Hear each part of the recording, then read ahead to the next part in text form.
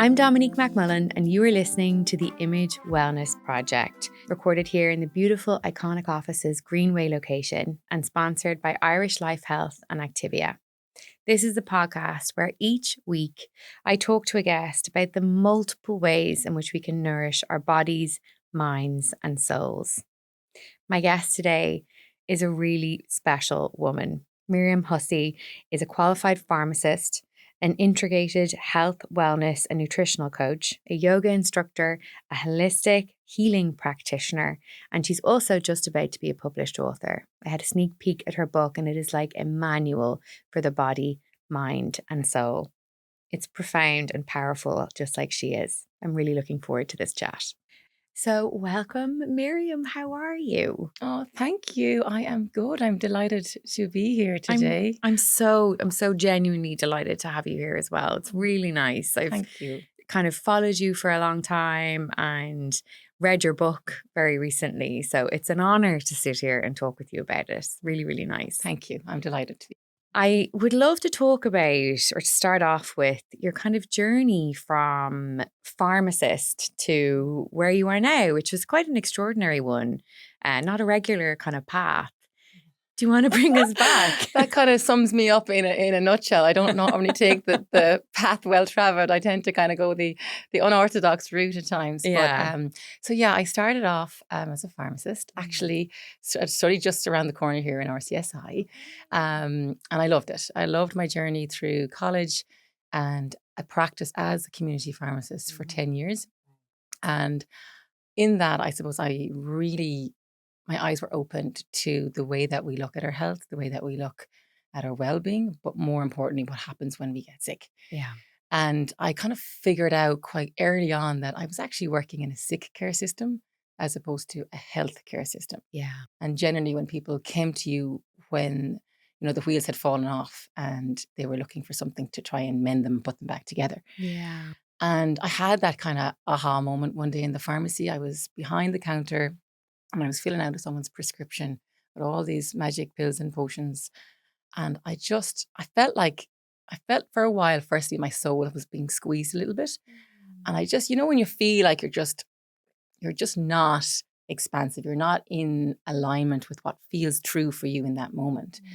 And I had that penny drop aha moment where I said, I actually think I'd be doing a better job and I'd be of service to the world if I got out from behind the counter and I spoke about preventative health, or I spoke about lifestyle as medicine and integrative health, rather than giving someone a box of tablets when it was sometimes a little bit too late. And that used to break my heart. And I used to think if I maybe had spoken to this person or got to work with them 5 or 10 years earlier, maybe they wouldn't be in this position, or maybe they wouldn't need this concoction of drugs. And so for me, that was the journey. And I started to, in that 10 years, I was working predominantly in the same pharmacy. So that really helped me to join the dots. So I'd see people coming in and they might start off on 1 tablet. And then next thing they're on 2 and they're on 3 and they're on 4 and if this polypharmacy. And I often wondered, was anything changing in that person's lifestyle from day to day or from month to month? And often it wasn't. They were handing over their power to the pill to try and just fix everything. Now, I'm not anti-medicine. Of course, we need it. There's a time and a space for it, of course.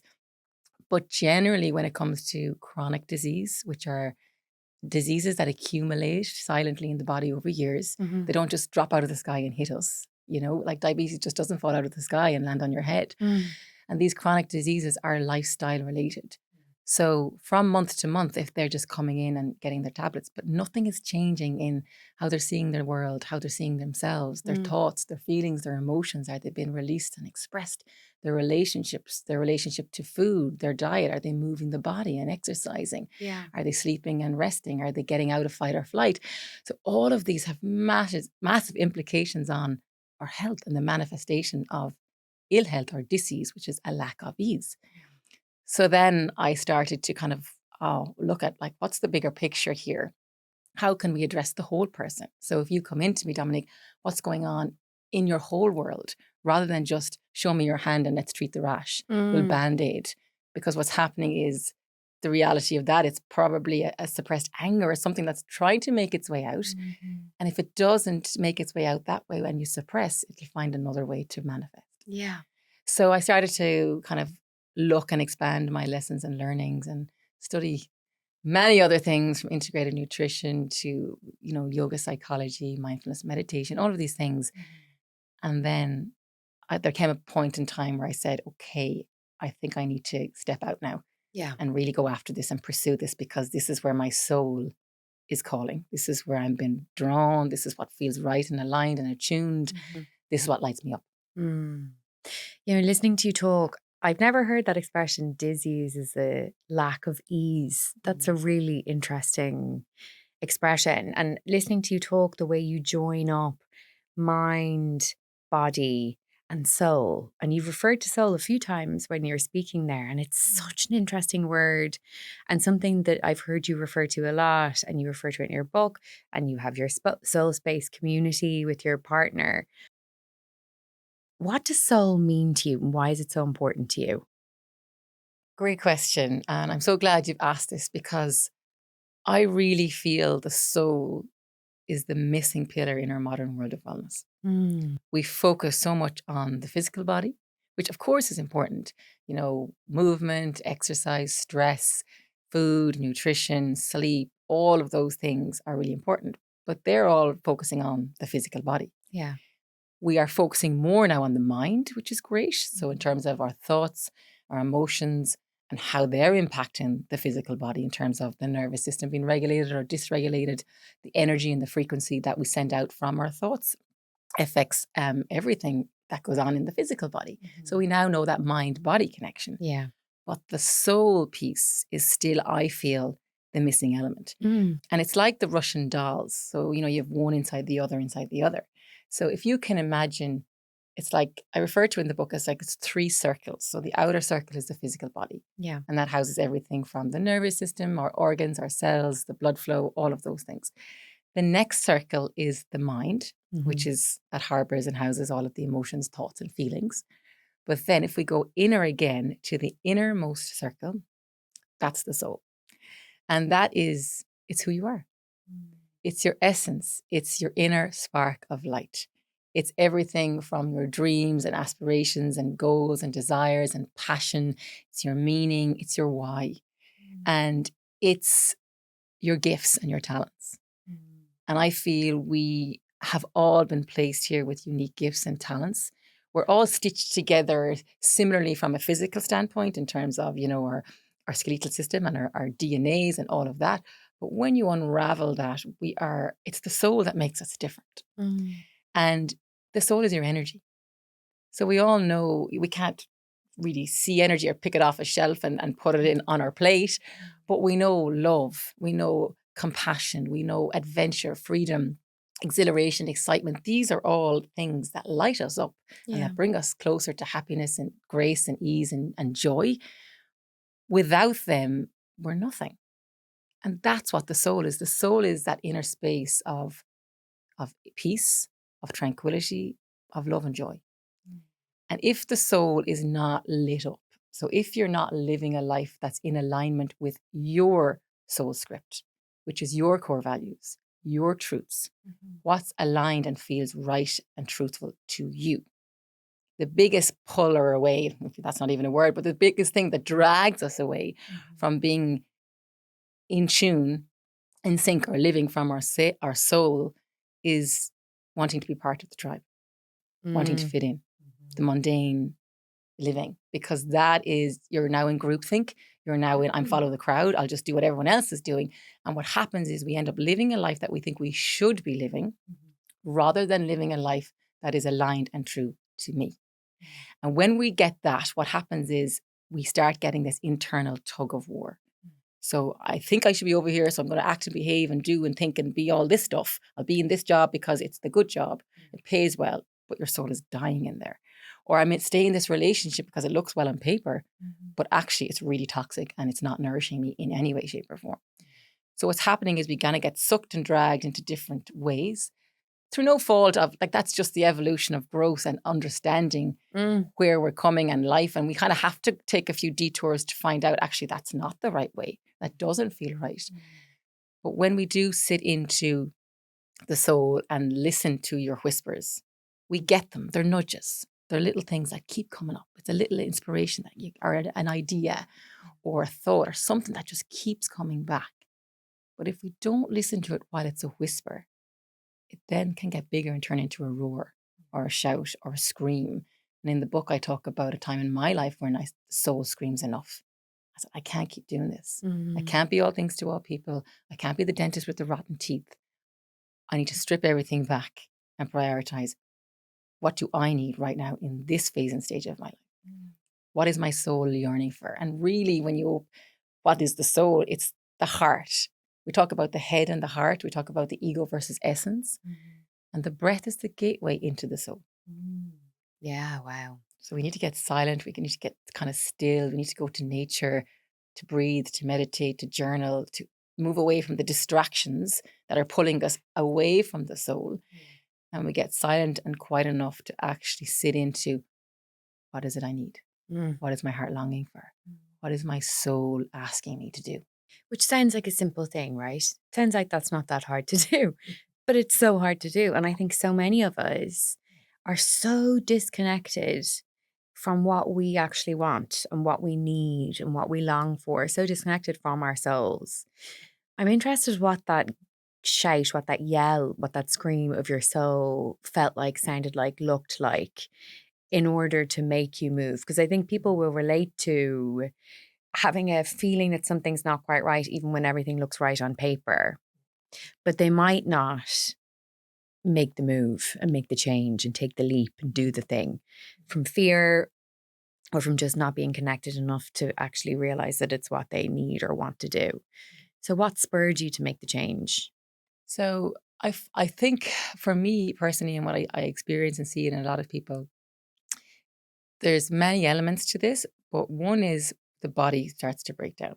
Because as I mentioned, the soul is the inner essence. So when that's distressed or not allowed to be expansive, so if you're that's suppressed and like squeezed, that will send like a distress signal, like an energy, out into the next circle, which is the mind. So then the mind becomes agitated, irritated, frustrated, kind of like what's going on, just frazzled, overwhelmed.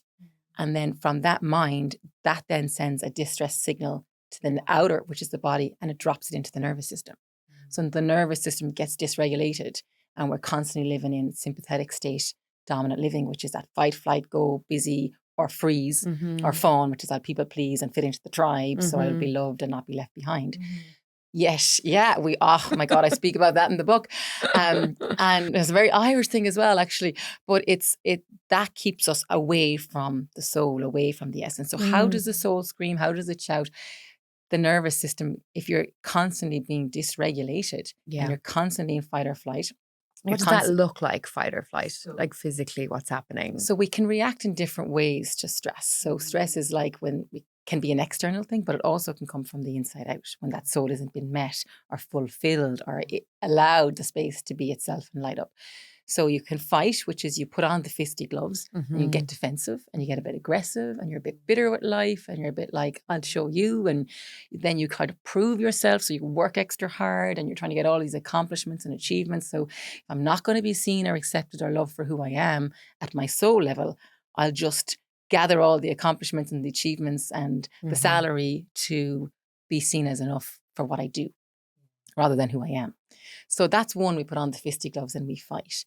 The other one is we run the hell away like a flight. So when you're in that state, the body spills cortisone and adrenaline, which are stress hormones, dumps them in to the bloodstream, and the body says, oh, there's danger, there's threat. We need to get the hell out of here.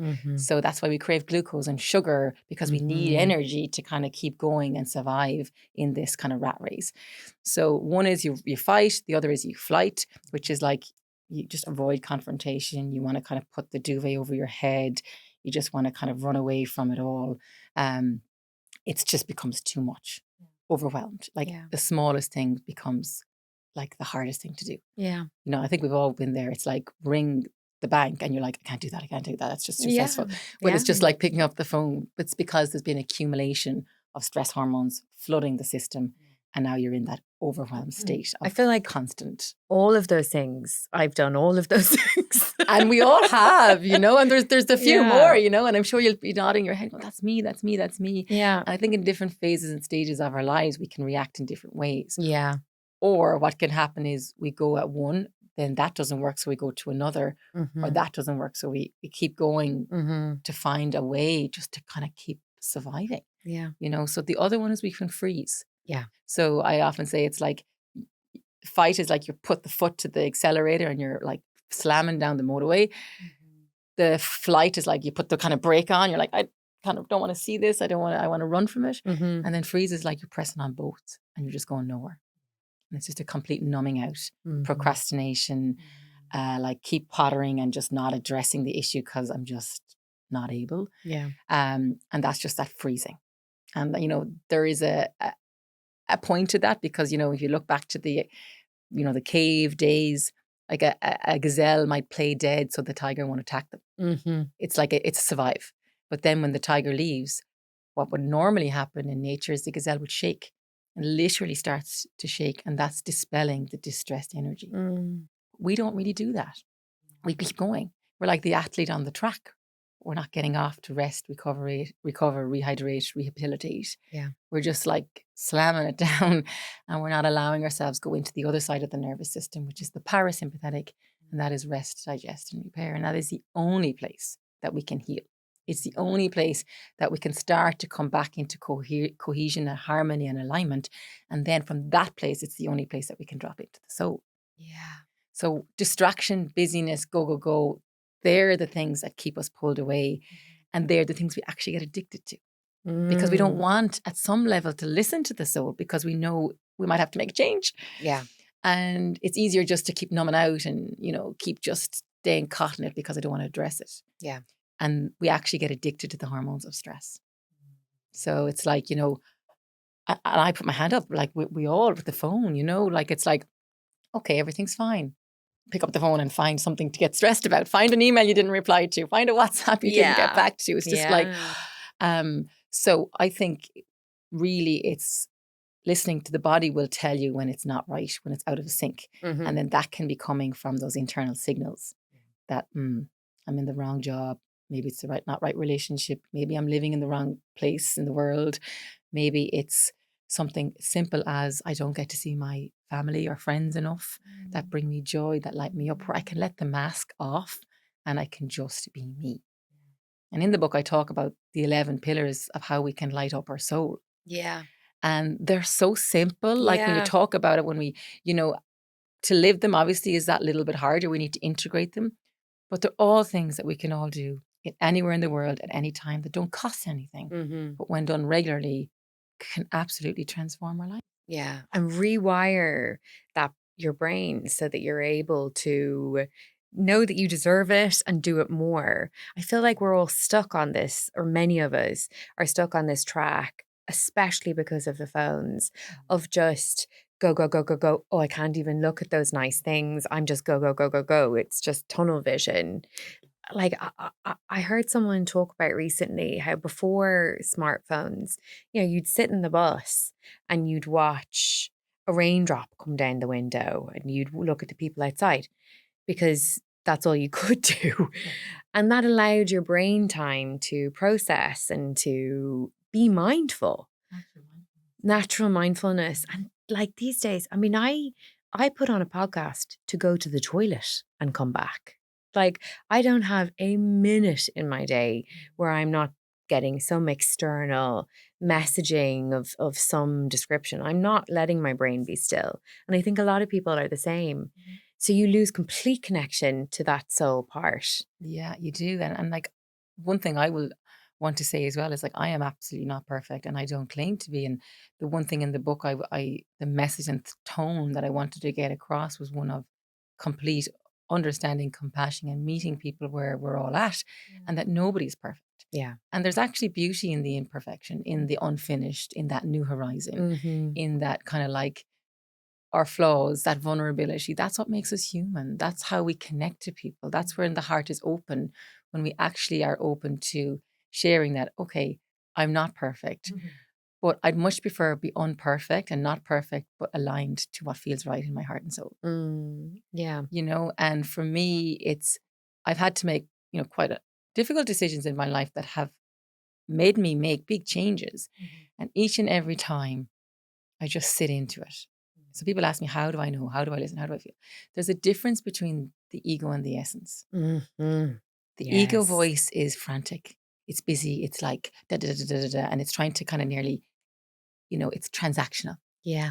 What can I do? What can I get? Yes. It's that kind of manipulative, nearly way of trying to keep you safe and survive. It has its mechanism, but the heart, the essence, the soul, if you listen to it, it has a completely different frequency. It's like listening to two different radio stations. One has like hardcore music and one has maybe like classic and it's soft and gentle. It's the soul it's slower. It's more depth and meaning. It's not as frantic. It's not as and there's just a knowingness. When you strip it all back, when you go and sit by the sea or sit in the forest or just sit in your garden and you just remove the noise and you just close the eyes and breathe and drop into the heart, and just a simple question I often ask myself is, where would you have me go? What would you have me do? What would you have me say? Oh, I can feel that. Super powerful. Yeah. And then you just listen. You just get the hell out of the way and you just listen, feel, and hear and acknowledge. And sometimes you will get a strong calling or a nudge or just a knowingness. Sometimes you might even just hear something or you'll see something. And that's when the miracles unfold. That's when the synchronicities happen. When we remove the noise, the distraction, and the clutter, and then we actually drop into that spaciousness. Because it's like the soul is trying to talk to us all the time. It's trying to send us signals and symptoms. And the body too. I mean, like all of those symptoms that you're getting, the body physically can't speak to you, but it will talk to you through signs and symptoms. So that like tightness in the shoulders or the stomach problems or the rashes or the headaches or the migraines, or these are all the body saying, I need you to stop now for a moment and just reassess. Something potentially isn't right here. Something's out of alignment. There's a red flag going up. And can we just pause now and reassess and reanalyze and redesign and see where I need to go with this? And that's everyday stuff, but it's also the big stuff. It's like, the career choices, it's the relationship choices, it's, all of those things that really, without listening to the soul, we can go off in a trajectory that maybe isn't going to nourish us at that depth level. You said something interesting there, that sometimes that you made hard decisions. I think there's a misconception sometimes that it should always feel easy. That if you're following your soul, if you're listening to yourself, that it should feel easy, that the decision should just, happen. Whereas it sounds like not necessarily. And I speak about that in the book. So it's a really good question because, yes, you would think that if it's aligned to the soul, it's just going to be with ease and grace and it will all manifest and all be wonderful and magical and rosy. But we do live in this earthly world where we have to integrate everything that's going on. And there can be a tendency sometimes to have a split off. So it's called spiritual bypassing, where people can be all, I talk about it like we have our main energy centers that run along the body. And we talk about that in yoga all the time, your chakras. And they are very aligned to the scientific world because they run along where the central nervous system runs. So our brain and our spinal cord is the nervous system, and the same lies for those energy centers, which is fascinating. But the lower three are very much rooted, grounded in the earth. So it's about your safety, your security. It's about, survival, your strength, your courage, really grounding you and having the courage and passion to live on this earth. The heart is the fourth one, and that is the gateway, or it's like the bridge between the lower and the higher energy centers. And the higher energy centers are more to do with kind of light and love and spirituality and that sense of being connected to something bigger and greater than ourselves. Some people call it God, universe, whatever you want to call it. We can be cut off where we're very stuck in the lower energies. The heart is closed and we get very angry and bitter. And we're all earthworldly stuff, right? But we can also get cut off in the higher energies where it's all like, everything's great and rosy, and you're not actually living in the real world at all. So the heart is the gateway where we open and we feel, so the energy flows in both directions. So that we ground, we're grounded, we're solid, we have a backbone, we understand the reality of the world. We have to get our toes, stuck in and a bit mucky at times. We have to feel the things that we don't want to feel. We can't just run away from everything. And then when the energy flows up and down, we can integrate, but we can do it with connected to something higher. And that's where the trust comes in. That's where the kind of faith comes in. That's where that sense of, I'm going to surrender comes in at times, So to make hard decisions, or to make decisions, they can be often hard because you have to untangle yourself from the earthly stuff that keep you so stuck at times, and also maybe caught in the ego stuff. Yeah. And it's detaching yourself from people, places, and things that no longer serve you. But that's where your whole life has been potentially. So it's not always easy, but it's always worth it. Because when you open the heart and you start to pray and meditate and breathe, then, as I mentioned, that's the gateway to the soul, and that connects us to the higher self, the higher identities, and also our soul, where I feel aligned, where I feel like I'm going to light up, where I feel like more ease and grace will come. But we got to go through the steps first. And it's like if you have a bucket of mucky water, or a bucket of muck, and you add in the water to clean it out, it all swirls up first, and all the shit has to come out. So that's how it happens at times. You have to let it come up and you have to sit with it. And that's why sitting into the emotions and realizing that every emotion is welcome, needed, and required for change to happen, that we can't just say this is positive and this is negative. You got to take it all. You got to sit into it. And that's the hard stuff. And that's where the decisions can be difficult. But once you start to clean out the water and the bucket starts to, the shit, excuse my French, starts to move out and on, then we can have clear water in the bucket.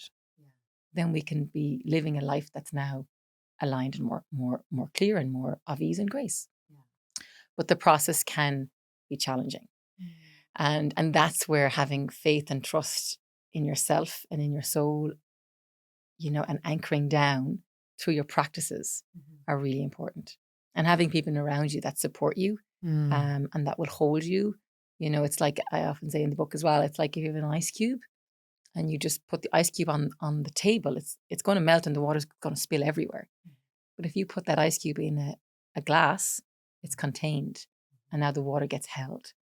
So who are your containers? Who holds you? Who supports you? So that's like having good friends, family, or really good therapist, somewhere where you can go that you feel safe and held and nurtured and nourished, that you can reveal all the parts of yourselves without being judged, and that they can mirror that back to you in that safe space. So then you can then listen, hear, and feel.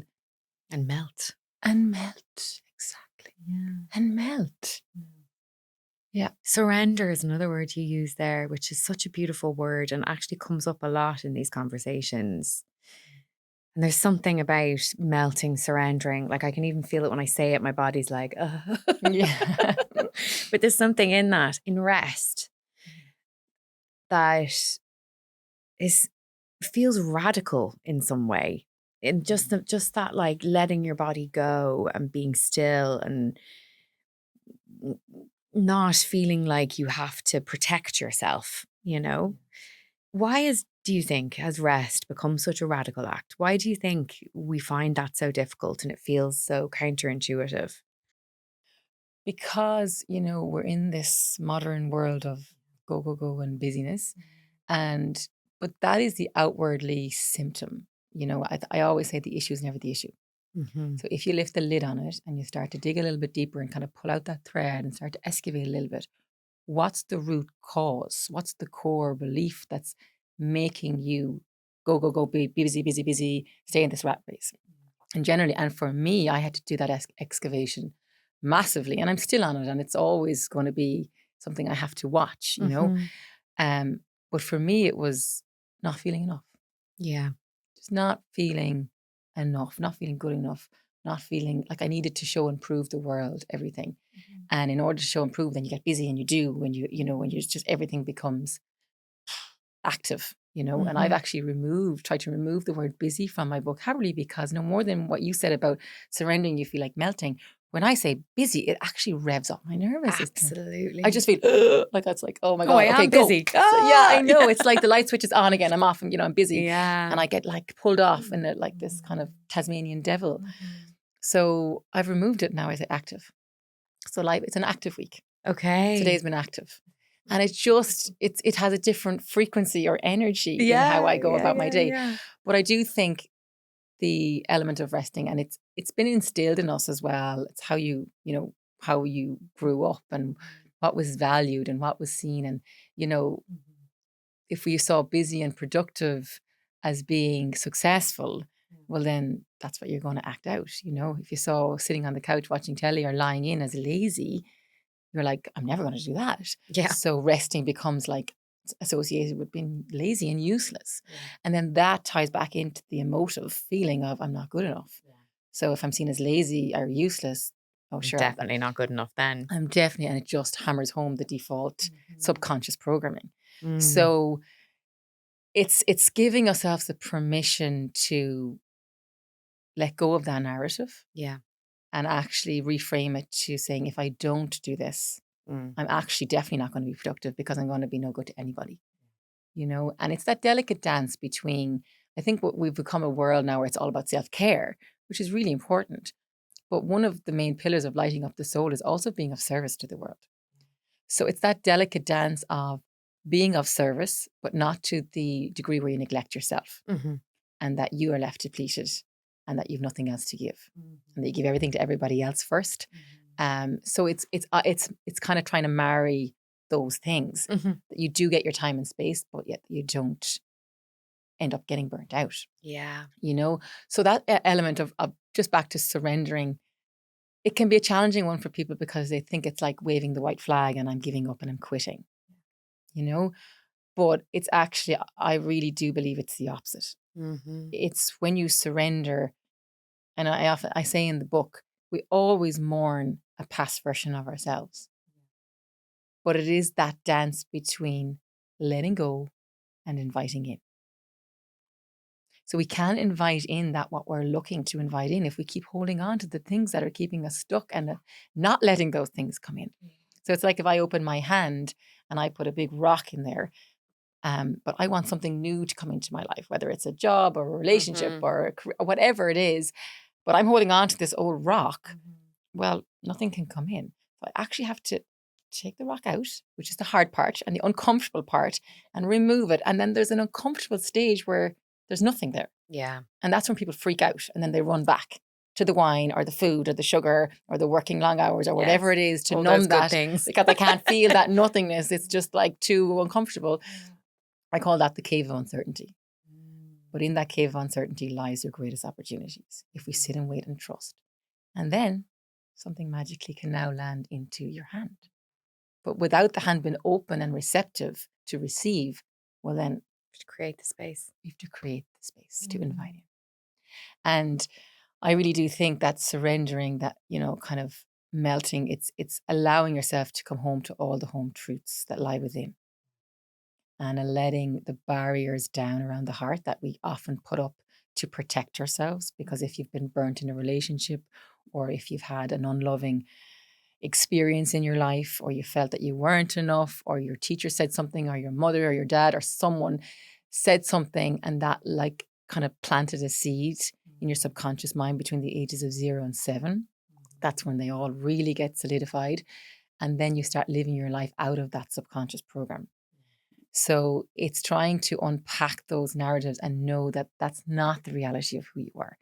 When you're between age and 7, you don't have the logical mind to reason what's right and what's wrong. So you just take everything as is. So you absorb that environment.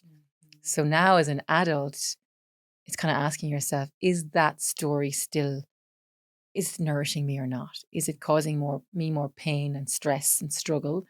Or is it bringing me closer to ease, grace, and love and joy? And if it's not, how do I untangle that? How do I untether that rope? And it's starting to do the work. And that's looking at how you're speaking to yourself. It's starting to do some of the practices that I share in the book. There's 11 pillars of how we build internal fitness of the mind. So we all know, go to the gym, build weights, exercise, work out, build our fitness physically. How do we build our fitness mentally and emotionally? And we clean our face every day, we brush our teeth, we wash our hair, but how do you wash your mind? Do you wash it every day? Do you cleanse it through breathing, through affirmations, through things like mirror work, through things like journaling and gratitude? We all know the power of gratitude. When you're in a state of grace and gratitude, you can't be in a state of fear and hatred at the same time. It just literally cannot coexist. And the more that we are grateful for is the more that the space opens for miracles to come in and synchronicities to align. So many questions from lots of bits there. First of all, the creating space. I had this really powerful visual of, I love gardening. I have to for the last 2 or 3 years. And it reminds me of pruning a tree or a bush or flowers. You cut off the flowers, or the ones that are even sometimes growing, but you cut them off to make room for much, much bigger growth, which is a lovely way of thinking about it. And then the I am enough. I think so many women will relate to, and men, to not feeling enough. It's such a powerful state to be in, of not feeling enough. And then the words that you tell yourself as well, the power of the words to be able to send messages to your subconscious is such an incredible tool to be able to harness. How did you start to kind of convince yourself that you were enough?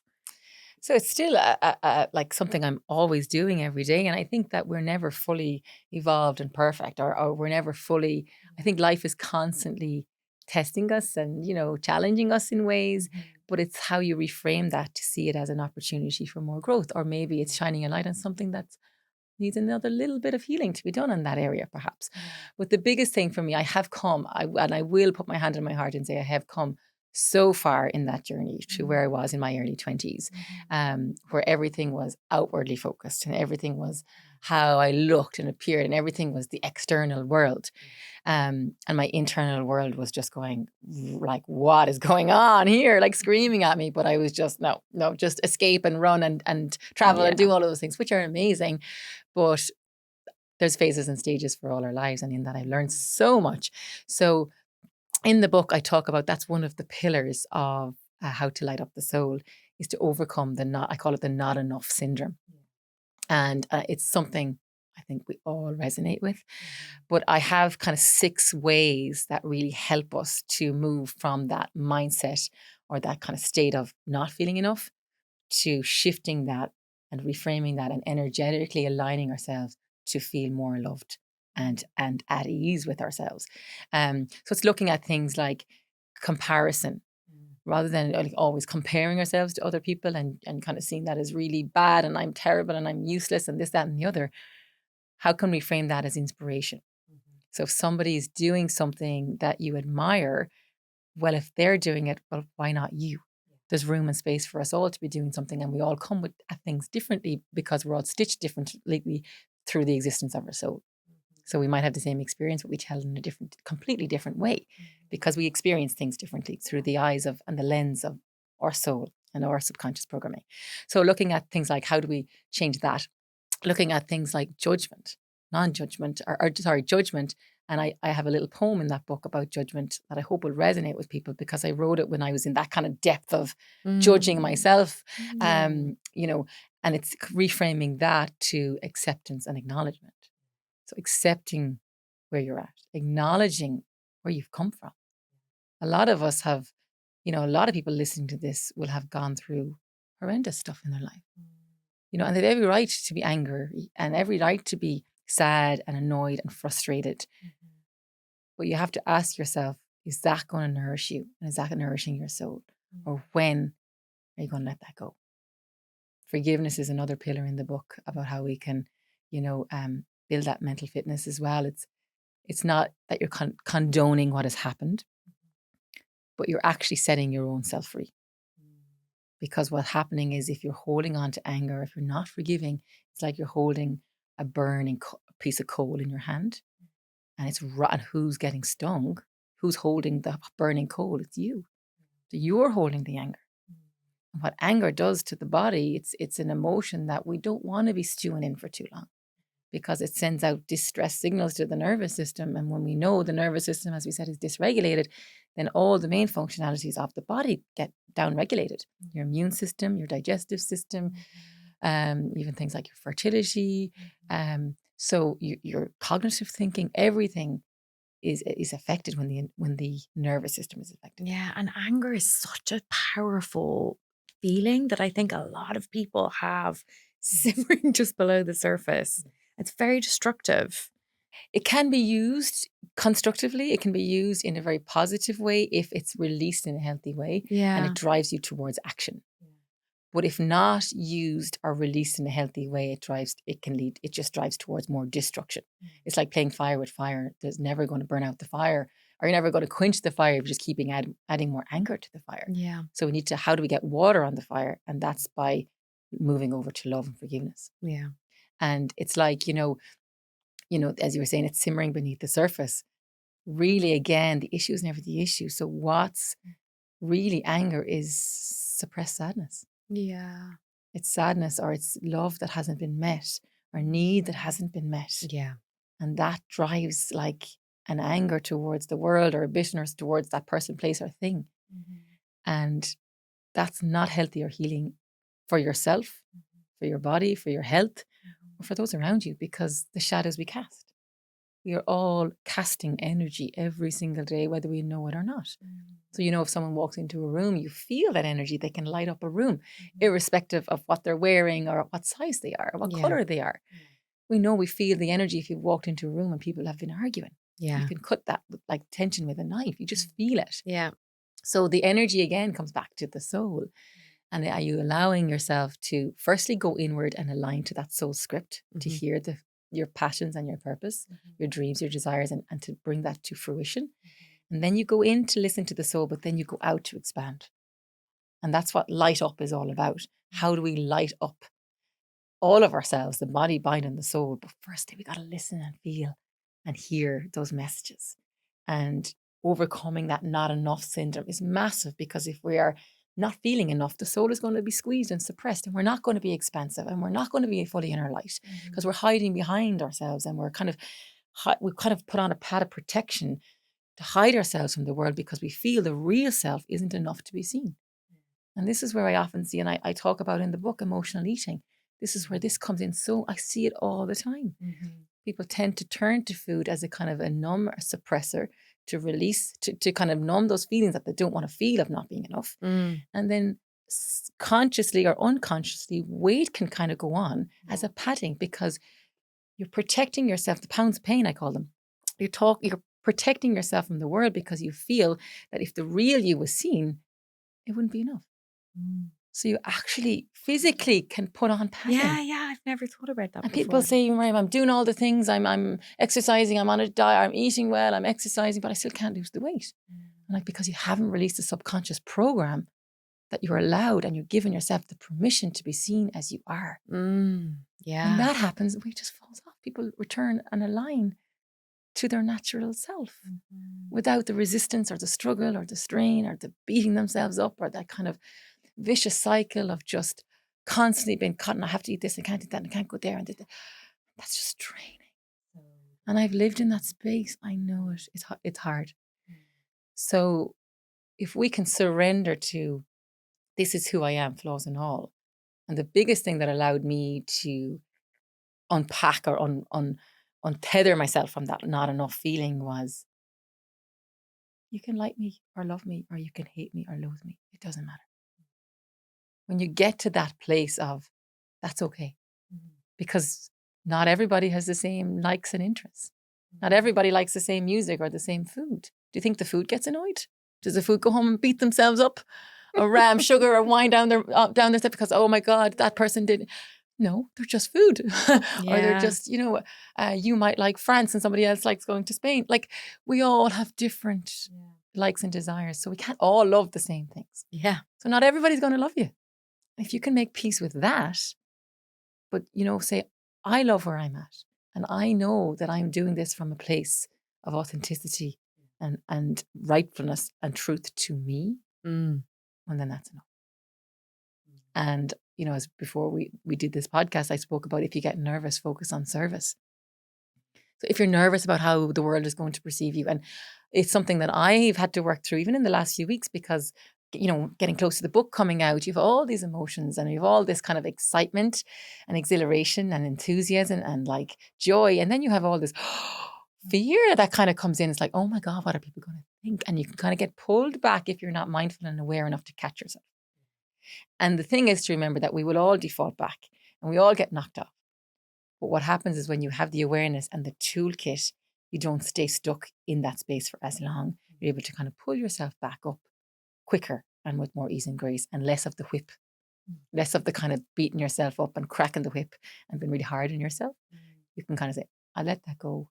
Maybe that wasn't maybe the most good thing I did or whatever. You can forgive yourself and go, I'm going to go again. Because we all fail, we all fall, but what matters most is how quick you get back up. One thing you referred to in the book that really stuck to me was our inner pharmacy. I loved the thought of that you can create happy endorphins, happy hormones in your body yourself. Can you explain that? Yeah, absolutely. So it's very aligned to me and my journey, because obviously being a pharmacist, I spent so many years giving out tablets to try and help people, get better and feel better. Only to realize, as I did so much work in unraveling kind of what we do in terms of integrative health and lifestyle as medicine, that we can make these within ourselves through the things that we're doing every day. So things like movement, obviously a really important one to activate our endorphins, which is our endogenous morphine. If you break that down, that means endogenous is anything that you make from within. So you're making your own morphine, you're making your own pain relief, that's why after a run, you get that kind of runner's high, that bliss feeling that like, ooh, life is great, because you're literally releasing these chemicals. Also serotonin, which we know is that kind of happy hormone, that feel-good hormone, like we're learning now, and through the gut and with gut health and the microbiome, and I have that in the book as well, but like up to 90% of our serotonin is made in the gut. So it's not in the brain, and we were told for so many years there's a chemical imbalance in your brain. So here's serotonin to try and fix that. We actually look at, no, it's the gut is where it's being made and it's communicating to the brain. So food affects mood, but also what else affects your gut is the stress. Yeah. So it's the biggest driver that can mess up our gut health. So dopamine, another one, that we get that reward, that hit, that when you pick up the phone, you get the likes, that's the dopamine, that's the reward. But we get that from so many amazing things in our lives if we can just reset up our lives to give us the trigger from things that are nourishing as opposed to things that are not nourishing. Getting out in nature, going up a mountain, going for a walk, meeting up with friends, getting into the sea, having that cup of tea on your own in the back garden, take your shoes and socks off, ground. These are things that will start to activate and awaken these inner pharmaceutical chemicals. And oxytocin, again, one of the biggest ones that we know, it's that like love hormone, that snuggle hormone that gets secreted when, gets through that birth canal when you have a baby. It's that sense of really being connected. And really when you're flooded with oxytocin, you feel part of a tribe. Yeah. And that is the biggest thing that makes our nervous system feel safe. And really, when you feel safe, then you can regulate the nervous system. If you're not feeling safe, your nervous system's not going to be regulated. So where do you feel safe? Who are the people that make you feel safe? Do you live in an environment where you feel safe, where you can be okay to be you? Yeah. That you can drop the mask, that you can just be yourself. Yeah. Because when you're flooded with oxytocin, and simply like the things that give you oxytocin are eye contact. Yeah. Getting hugs from people. Because the beauty of hug, when you give a hug, you get a hug. And people say to me, if they're not in a relationship or if they're living on their own, I can't do that. You can get a teddy bear. It sounds crazy, but just invest in a teddy bear. Have something that you cuddle at nighttime or a pet. Yeah. And these are really simple ways that can activate these inner pharmaceuticals and that can raise our vibration, light us up, and make us feel better. Such small things, but such powerful things. I think children are so good for oxytocin or for all of those chemical releases as well. When you're with kids, you're they make you see the world, and they're very physical. They make you see the world in a different way. Everything's wonder, and Oh, and snuggles are a key thing in my house. A lot of snuggles. yes, I know. Yeah. They're magical. Like they Yeah. really are. And it's Yeah. you said it there. It's the simple things in life. We don't have to overcomplicate things. Mm-hmm. And that's what I've tried to do in the book, is to really make it simple so that they're things that people can do right away, Yeah. here and now, Yeah. that don't take up much time, that don't cost anything, and that can be done anywhere in the world. Things like Yeah. breathing, things like journaling, things like meditating, things like movement, all of the things, but when done regularly and often, can be hugely transformative. Because we all want that magic pill. We all want that literal magic pill from the pharmacy, or just that one quick, easy thing that always feels like it's out of reach, but it's not out of reach. It's actually within you, and an easy, straightforward thing like going out for a walk. For someone who's listening who might think, I'm in survival mode, or, who finds those things difficult, what would be one thing? That's a difficult question. But if you just do this one thing, this small, simple, easy, straightforward thing, what would you tell them to do?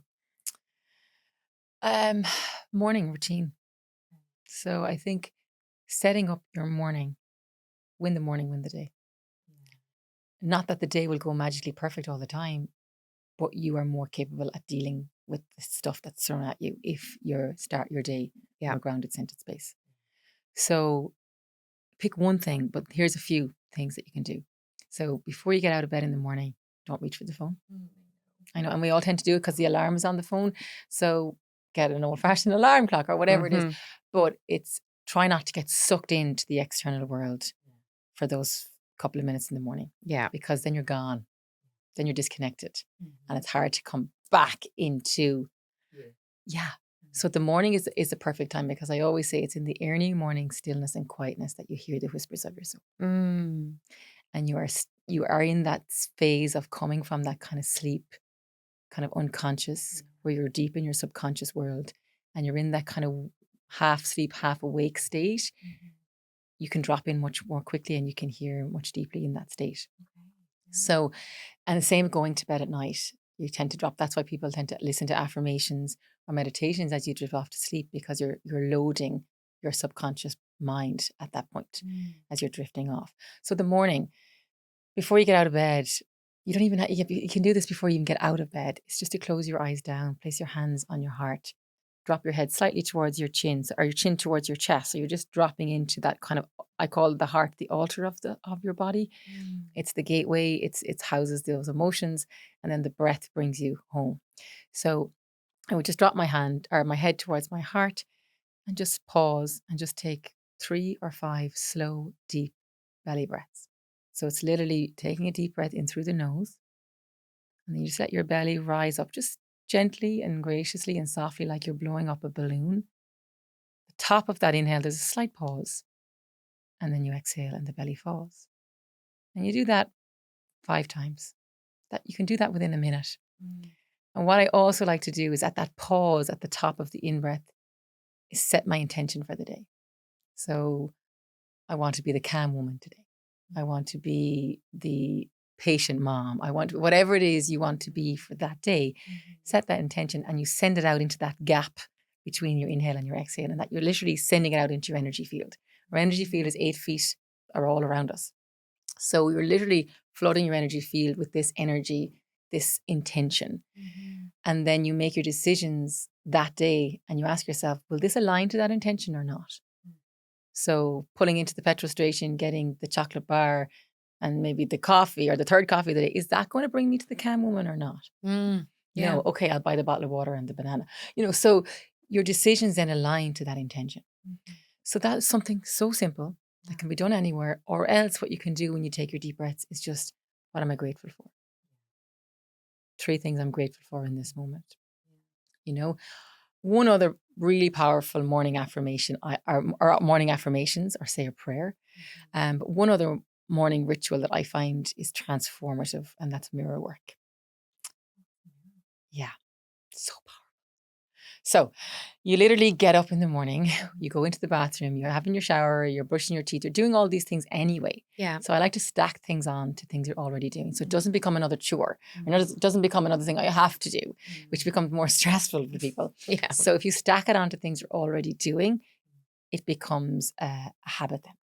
So you go to the bathroom, you plant your 2 feet on the ground, you ground yourself, you take a deep breath, you look into the mirror and you look into your eyes. Okay, your eyes are the windows to the soul. Oh, I'm already like, yeah, I know the goosebumps, right? Yeah. And you start to say something, anything at all, loving and kind to yourself about yourself. It doesn't have to be about your physicality. It can be something like, I'm a loving mom. I'm a kind daughter. I'm a loyal friend. Whatever it is, I have beautiful eyes. It can be anything. That's making me want to cry when you say that. That's having a real, like, I don't know why. It feels really powerful. It is so powerful. And the amount of women, particularly, that can't do this is phenomenal. They can't look at themselves. The amount of women actually that can't even look at themselves in a mirror is fascinating, you know. And it's sad because we have this one short life and it's not a dress rehearsal. And the only people often that are hard to ourselves and that hold ourselves back at ourselves and our inner story and our inner narrative and a subconscious program that you picked up along the way that's not actually true. So we want to smash that record and we want to start playing a new one because, you know, life is to be lived. Yeah. And that one act of mirror work is, I am telling you, is life-changing. If you can do it every day, a couple of times a day. So every mirror you pass, even when you sit into the car, pull down the visor, say your affirmation or do your mirror work. You go to the bathroom, look in your eyes. You don't have to say it out loud. You can say it in your mind's eye or just say it inside your own head. And then just breathe and just keep affirming that, because what you're going to do is you're going to start playing a new soundtrack, a new record, and you're going to start developing a new loving, harmonious relationship with yourself. That is the essence of everything, really. So those little things, again, so simple, don't take up much time, but they can be hugely transformative to your nervous system and to the relationship you have with yourself. I can feel the power of that. I really can.